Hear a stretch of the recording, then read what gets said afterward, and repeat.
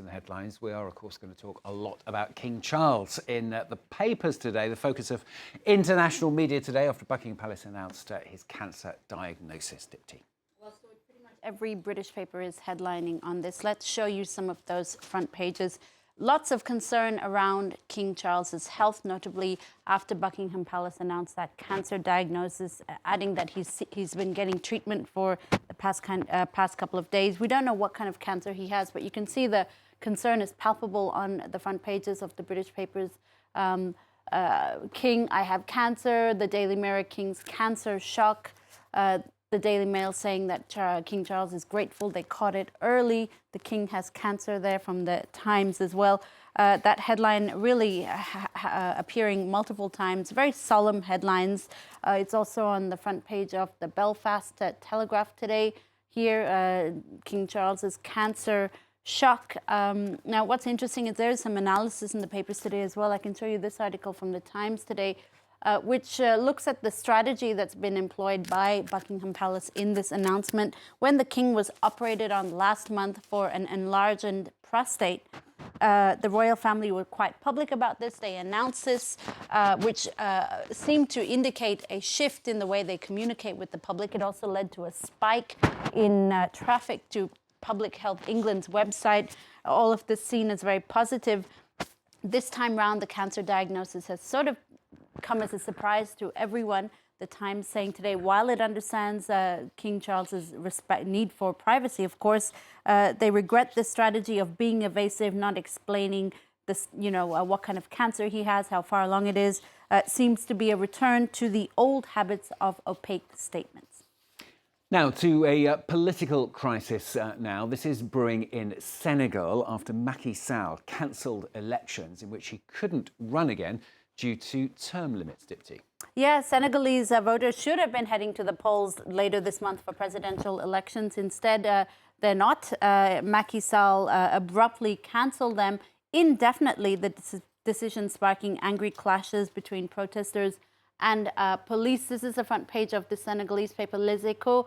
The presidential elections will now take place on the 15th of December, so in 10 months' time, which means that Macky Sall's mandate as president has been unofficially extended for 10 months as well. A lot of angry reactions in the press. This is from Wolf Quotidien, which says that the Senegalese people have been betrayed. It says on its front page, adding there on the bottom, shame on you. Another paper lambasts the government for passing this bill. They use the term à la force des baïonnettes, essentially meaning by all means possible. Lawmakers in Senegal did indeed pass this bill that would that would postpone the elections by 10 months. There's an interesting article from Wakatsero, which is also another Senegalese daily, which says that Macky Sall essentially is changing the rules of the game in the middle of the game. The paper accuses the president of simply tricking his citizens. He won't hesitate to cut off power to those who oppose him, for instance. They say if he can arbitrarily change his mandate at will, then he certainly doesn't have the right to deprive Senegalese citizens of the freedom to express themselves without repercussions. Now, much has been said about France's declining fertility. And according to a piece in Libération today, French people, apparently they're no longer champions of sex either. I know. Who can forget Emmanuel Macron's now greatly mocked encouragement to French people to have more babies by declaring a demographic rearmament? Those were his words, not mine. Well, Libération is looking at a different problem that French people are facing today, and it is essentially the declining rates of sex among French people, notably French people between 18 and 24. This is according to a new survey that showed that people in this age bracket are simply having less sex for various reasons. TV is really good these days, so people prefer to be on their screens. It could also be down to laziness to go out and meet people, or abstinence that is increasingly common among people and also more and more accepted today. It's not necessarily a bad thing, though. Libération says choosing not to have sex is also a victory for French women's rights, who can finally say no, I quote, after years of reluctantly accepting their partner's every desire. So all hail this new sexual revolution, Stuart, based on individual choice and respect for one another. Very nicely put. Finally, from Dipti, a mythic race is coming back to Paris. This is after years of absence. Yeah, just months before the professionals will run in the marathon at the Paris Olympics. Another race is taking place next month. It's the famous café waiter race. It's been baptized the café race.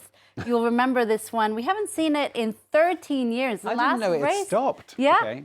It was my surprise too. The last time they ran was in 2011, and then they ran out of funding. It's now been rebaptized the café race and sees servers, male and female, running 2 kilometers in Paris in their black and white attire, carrying a tray with a croissant and either a glass of water or a cup of coffee. For the little historical tidbit, the first race in Paris was held in 1914. And since then, café waiter races, there have been hundreds of café waiter races held across the world. This was a tweet posted a couple of years ago, a picture of the café waiter race in 1930 in the streets of Paris's neighborhood of Montmartre. Yeah, it's a good fun race, and you're not allowed to stick them on either, the glasses or the cups. No. Not allowed. That's not allowed. Dipti with the papers on France 24. More news coming up for you in just a few seconds' time. Stay with us.